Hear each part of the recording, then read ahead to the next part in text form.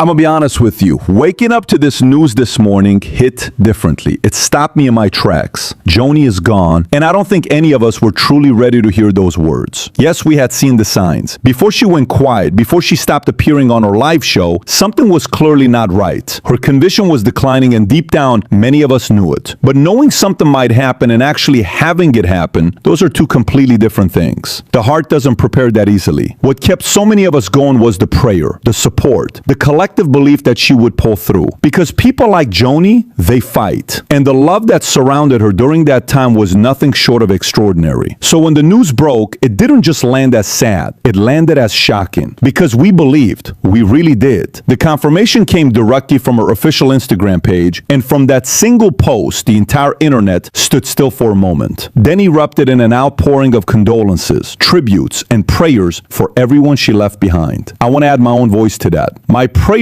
go out sincerely and deeply to the Lamb family right now. And I want to gently encourage you, wherever you are, to do the same. They need our love wrapped around them during this. Now, as of this moment, none of her immediate family, not her husband, not her children, have spoken publicly. And honestly, that makes complete sense. Grief is not a performance. You don't owe the world your pain on a schedule. But Jonathan stepped forward. And rather than words, he let a photograph do the talking. A warm, beautiful picture of himself, Joni, and Marcus together. And beneath it, a caption that was simple, quiet, and yet somehow said everything. Thank you for your prayers. God will carry us through. Now, before we get into this, I need you to stop what you're doing for just a second. What I'm about to share with you is not gossip. This is not a rumor. This is not something somebody made up on the internet. What I have right here, right in front of me, is an actual email. A documented, signed, official email sent directly from Marcus Lamb himself to the board of directors of Daystar Television Network. Think of it as his final wish, his directive. Some might even call it his will. Put in writing with his own signature on his own letterhead, long before any of us knew we'd be having this conversation today. And I'm going to read every single word of it to you. Nothing added, nothing removed. Just exactly what he wrote. But before I do that, if this is your first time on this channel, I need you to hit that subscribe button right now. It costs you absolutely nothing, but it means everything to us. This is the kind of content we bring you.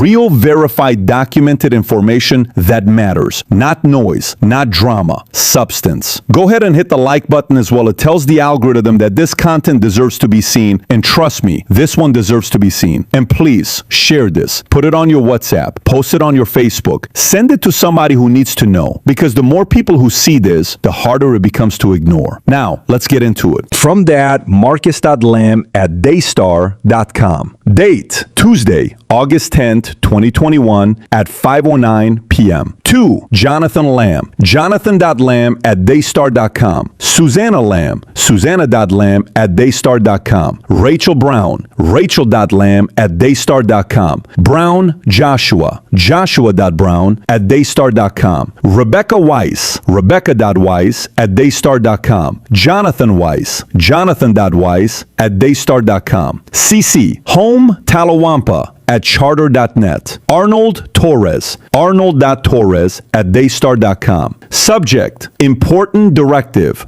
August 10th, 2021. To the Board of Directors of Word of God Fellowship, the leadership of Daystar, and to the Lamb family. Attention, this is an important directive from me to each of you who are so important to me and so important to Daystar. Since I am older than Joni, and since women historically live longer than men, I will probably go to heaven before Joni. I am not planning on leaving anytime soon. As a result, I work out with weights, play golf, and try to be careful about what I eat. I want to live longer so I can influence my grandchildren, including new ones to come. So if I precede Joni in death, then my directive is that Joni will replace me as the head of Daystar. I further direct that if Joni passes or retires, then Jonathan Lamb will become the head of Daystar. I make this directive as the founder, president, and CEO of Word of God Fellowship, Inc. and the Daystar Television Network. I further instruct Arnold that this email is to be placed in the official minutes of WOGF, Inc. I call on Joni, Jonathan Lamb, and Tom Callender to respond in the affirmative to this decision in order that it be ratified. ratified. This can be done simply by you three responding and indicating your agreement to this email. I love each of you very much. Sincerely, Marcus D. Lamb, founder and president, Daystar Television Network. Now, I need you to follow me closely here because this is where it gets really important, and I don't want you to miss what I'm actually saying. When Marcus Lamb sat down and wrote that email, when he signed his name to that directive and sent it to that board, Doug did not exist in that equation. Doug was not in the picture, not even close. That decision was made in a completely different season under completely different circumstances. And here is something I want you to sit with for a moment. A lot has changed at Daystar in what some people might call a short period of time. Now, I already know what some of you are thinking. Short period? It's been a while. Well, let me stop you right there. No matter how long you think that stretch of time is, I need you to zoom out and understand something fundamental. Life itself is short. Every season, no matter how heavy it feels while you're in it, is shorter than we think. So yes, a short period. And within that short period, everything shifted. Doug legally married Joni. Jonathan was removed from his vice president position at Daystar. And for a long stretch of time, Jonathan was essentially locked out. No voice, no visibility, no real knowledge of what was happening inside an organization that his own father built from the ground up. Let that sink in. But here's what I also need you to understand. Joni's influence over that board was not small. It was total. When I say she was fully in control, I mean fully in control. And I'm not just saying that based on opinion or assumption. We have receipts. If you've heard that leaked audio from the internal board meeting, the one recorded during what was supposed to be a private session where they were trying to resolve these very issues, then you already know what I'm talking about. Listen to how Arnold spoke to her. Listen to the tone. Listen to how Tom Callender consistently positioned himself on her side of every argument. And then listen to Jimmy Evans refer to her as the voice of God in a board meeting about a leadership dispute. That tells you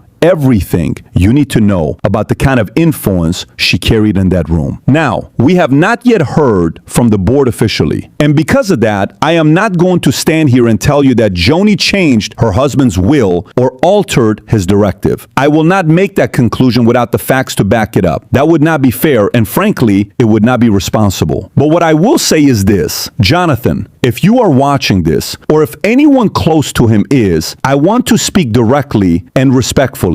It is time to step up. Not out of bitterness, not out of anger, not to drag anyone through the mud or settle old scores, but to honor your father's written, signed, documented wish. That email was not casual. That was a man who loved his family and loved what he built, making sure the right hands carried it forward. A lot has happened. I know that. We know that. Things were said, decisions were made, relationships were fractured in ways that are not easy to just brush aside. But Jonathan, you have to make a choice. You can carry the weight of everything that went wrong, or you can let it go and fix your eyes on what's ahead. Your father pointed to you. The document says your name, and Daystar, the real Daystar, the one your father poured his life into, deserves to have that joy restored. The past cannot be undone, but the future is still being written.